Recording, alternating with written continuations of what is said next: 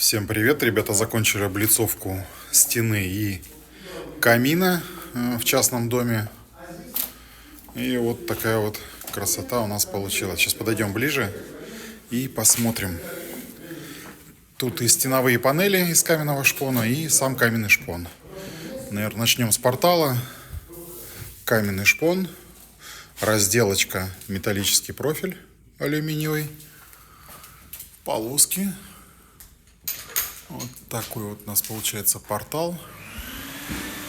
И сам камень. Топка закрыта у нас. Вот посмотрите все примыкания, которые есть по шпону.